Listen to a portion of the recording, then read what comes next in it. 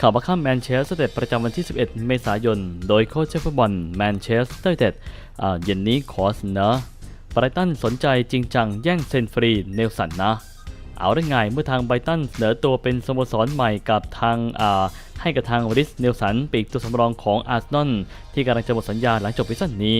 โดยทางเดลี่เมลสื่อของอังกฤษรายงานข่าวว่าไบรตันแอนด์โฮฟอัลเบียนมีความกระตือรือร้นที่จะมอบข้อเสนอกับทางเนลสันในช่วงสมัยนี้แม้ปัจจุบันต้นสังกัดอาร์เซนอลยังคงดำเนินการเจรจาเพื่อต่อสัญญาฉบับใหม่อย่างต่อเนื่องก็ตามทีโดยเนลสันเนี่ยซึ่งจะกำลังจะหมดสัญญากับทางอาร์เซนอลในการช่วงเดือนมิถุนายนนี้ต้องพิจารณาอนาคตของตนเองอย่างถี่ถ้วนขณะที่ตัวแทนกำลังเจรจาสัญญาฉบับใหม่กับทางต้นสังกัดเดอะกันเนอร์นะและอีกด้านก็มีหลายสโมสรที่แสดงความสนใจและก็พร้อมมอบข้อเสนอหนึ่งในนั้นให้กับทางไบรตันกันอีกด้วยซึ่งปีกวัย23 ปีรายนี้ยิงไปทั้งสิ้น3ประตูจากการปรากฏตัว4เกมในพรีเมียร์ลีกอังกฤษในฤดูกาลนี้โดยหนึ่งในนั้นเป็นประตูสำคัญที่เป็นตัวสำรองฮีโร่ลงมายิงประตูชัยบรอนมัดไป3-2ช่วงทดเวลาบาดเจ็บ7 นาทีทางนี้เนลสันจะได้รับโอกาสในการลงสนามอย่างสม่ำเสมอกับทางไบรตันที่ขายเรอันโดทอสตานะฮะไปให้กับทางอาร์เซนอลเมื่อเดือนมกราคมที่ผ่านมาและอาจจะต้องเสียคาโอรุมิโตมะปีกเนื้อหอมทีมชาติญี่ปุ่นในช่วงซัมเมอร์นี้เพิ่มเติมอีกด้วยอย่างไรก็ตามเนลสันยังคงได้รับความสนใจจากสโมสรต่างแดนด้วยหลังจากที่เคยโชว์ฝีเท้าได้ดีกับทางฮอฟเฟนไฮม์ในฤดูกาล 2018-2019 และก็เฟเยนูดในฤดูกาลที่แล้วในครั้งนี้นั่นครับผมเป็นว่างานนี้ต้องรอลุ้นกันต่อไปก็แล้วกันว่าจะต้องเป็นเช่นไรเรามาดูข่าวจอมานกันดีครับเคนยังอยู่นะและก็อวยพรคอนเต้ขอให้โชคดีกับเส้นทางใหม่ของเขาโดยทางแฮร์รี่เคนกองหน้าของทางท็อตแนมฮอตสเปอร์ออกมาพูดถึงการแยกทางของอดีตเฮดโค้ชอันโตนิโอคอนเต้นะว่าเป็นไปตามวิถีฟุตบอลสำหรับทางเขาแล้วไม่มีอะไรติดใจเกี่ยวกับบทสัมภาษณ์รุนแรงจ้วงองค์กรของตนเองจะขอจดจำเพียงแค่เรื่องราวดีๆมากมายร่วมกับทีมทั้งอวยพรให้ประสบความสำเร็จในอนาคตอันใกล้นี้โดยสเปอร์เด้งอันโตนิโอคอนเต้ออกจากตำแหน่งเฮดโค้ชเพราะว่าฟาดงานใส่ลูกทีมและต้องสังกัดเกมเจ้าซอตัมตัน 3-3 ก่อนจะเบรกทีมชาติมีนาคมที่ผ่านมาทำให้ไก่ดูทองเดิมพันโควต้าแชมเปี้ยนลีกกับทางคริสเตียนสเตอรินีมือขวาของคอนเต้แบบมีไบรอันเมสันเฮดโค้ชชุดยู21 ปีเป็นคู่คิดปรากฏว่า2เกมที่ผ่านไปเก็บได้ทั้งหมด4แต้มไม่ขี้เร้าขี้เบรนะโดยบรรยากาศในทีมที่ดีขึ้นทำให้เคนสามารถพูดถึงอดีตกุนซือทีมชาติอิตาเลียนว่าทีมไม่ได้มีอะไรติดใจกับเขาเลยนะจากนี้ไปก็ต่างฝ่ายต่างก้าวไปข้างหน้าในวิถีของตนเองเอาจริงๆนะผมอยากจะส่งความปรารถนาดีให้กับทางอันโตนิโอคอนเต้การเปิดปากผ่านทางฟุตบอลลอนดอนโดยตัวเองก็ถือว่ามีความสัมพันธ์กับแกค่อนข้างจะดีแต่มันน่าเศร้าใจที่ว่านั่นแหละครับแค่เหตุผลข้อเดียวจากอีกหลายๆข้อที่ผลลัพธ์การทำงานไม่เข้าท่าซะอย่างนั้นผมขอให้แกโชคดีในการผจญภัยครั้งต่อไปในเวลาเดียวกันก็จะสู้เพื่อคริสเตียนไบรอันและก็สตาฟท่านอื่นๆอีกมากมายพยายามจะนำพวกเราไปถึงเป้าหมายที่หวังไว้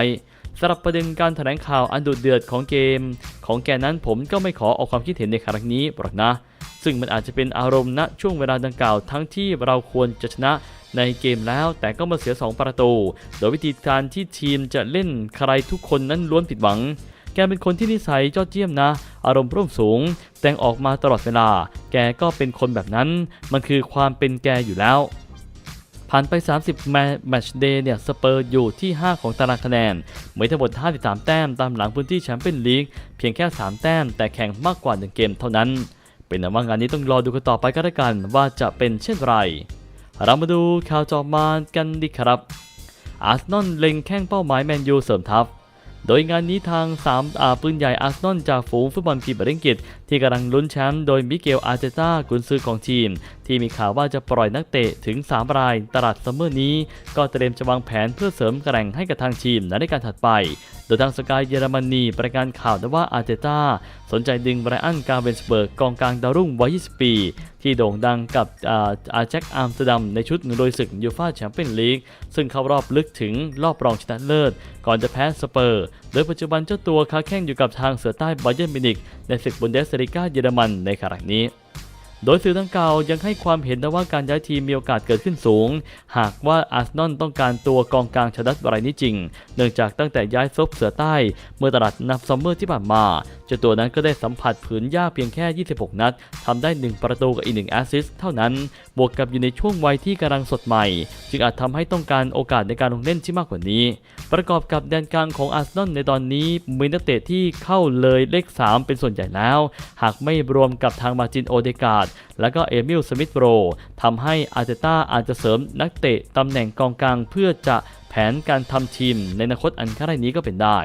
นอกจากนี้สื่อยังวิเคราะห์ว่าสไตล์การทำทีมการเล่นของการ์เวนชเบิร์กนั้นมีสไตล์ที่คล้ายกับทางจูดเบอริงแฮมกองกลางทีมชาติอังกฤษของสโมสรโบรุสเซียดอร์ทมุนด์และก็เฟเดริโกบาเวเดกองกลางทีมชาติอุรุกวัยของสโมสรเรอัลมาดริดซึ่งหากได้ย้ายมาอยู่อาร์เซนอลในฤดูกาลหน้าจะทำให้ทัพปืนใหญ่มีโอกาสสร้างสรรค์เกมรุกที่มากยิ่งขึ้นรวมไปถึงพลังงานได้แดนกลางที่เพิ่มขึ้นอีกด้วยอย่างไรก็ตามอดีตแข้งอาแจ็ครายนี้ยังมีโอกาสตกเป็นเป้าหมายของแมนเชสเตอร์ยูไนเต็ดเนื่องจากข่าวพัวพันมาตั้งแต่ช่วงปี 2020 เป็นต้นมาอีกทั้งเอริกเชนฮากกุนซือปีศาจแดงก็เคยเป็นนายใหญ่คุมอาแจ็คชุดลุยทะลุถึงรอบรองยูฟ่าแชมเปี้ยนลีกมาก่อนแล้วซึ่งก็เป็นอีกหนึ่งปัจจัยที่อาจทำให้กราเวนชเบิร์กนั้นเบนเข็มไม่เลือกแมนยูได้เช่นเดียวกันในครั้งนี้นั่นเองเป็นในว่างานนี้ต้องรอดูกันต่อไปก็แล้วกันว่าจะเป็นเช่นไรเรามาดูข่าวต่อมากันดีครับโบยตระกูลเกลเซอร์ตัดสินใจขายแมนยูช้าทำกระทบเสริมทัพโดยงานนี้ดึงเวลาซะอีกโดยผู้สื่อข่าวตีข่าวว่าผู้ซื้อและก็แฟนบอลปีศาจแดงต่างก็ออกมาโวยวายตระกูลเกลเซอร์เจ้าของสโมสรแมนยูตัดสินใจเรื่องเทคโอเวอร์ทีมช้า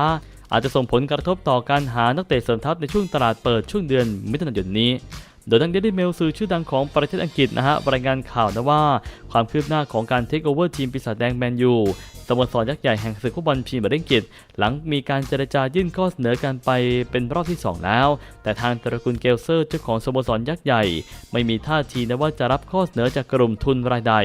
โดยก่อนหน้านี้มีกลุ่มทุนที่สนใจจะเข้ามาเทคโอเวอร์สโมสรหลายกลุ่ม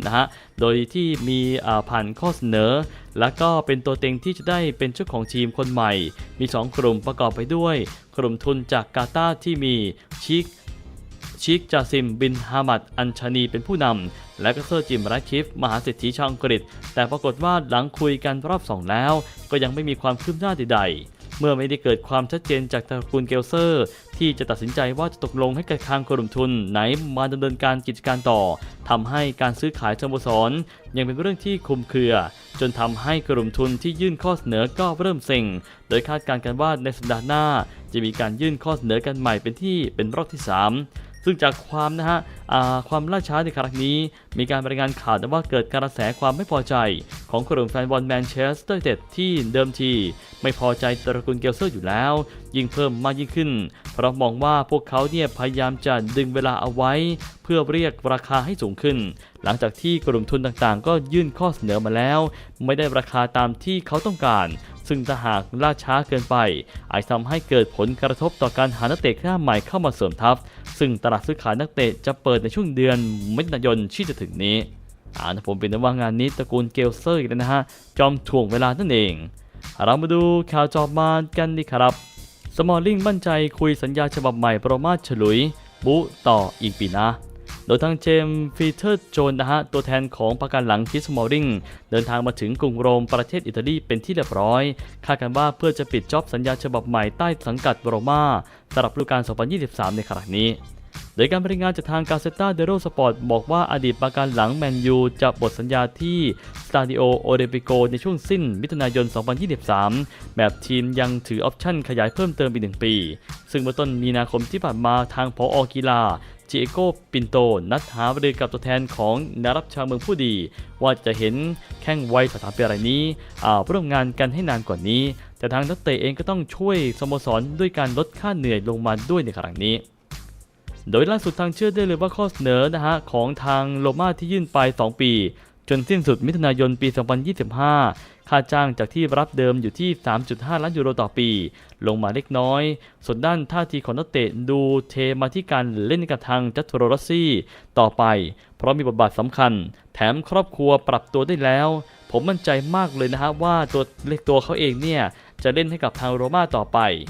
ก็มีทางเลือกในการใช้เงื่อนไขขยายสัญญากันอีก1 ปีแต่โดยส่วนตัวแล้วก็หวังจะให้เล่นมากขึ้นกว่าซีซั่นนั้นโด โดยคาดกันว่าปีเตอร์สโตนจะพบกับตัวแทนของสโมสรโรม่าในช่วง 1-2 วันนี้เพื่อจะเคาะดีลให้จบซึ่งนอกจากทางสมอลลิงทางหมาป่าเหลืองแดงอยากจะได้กองหน้าสเตฟานเอลชาราวีเพิ่มเติมอีกด้วยและนี่ก็เป็นสรุปข่าวลุยสโมสรแมนเชสเตอร์ยูไนเต็ดในช่วงเย็นครับขอบคุณทุกคนตามรับชมผม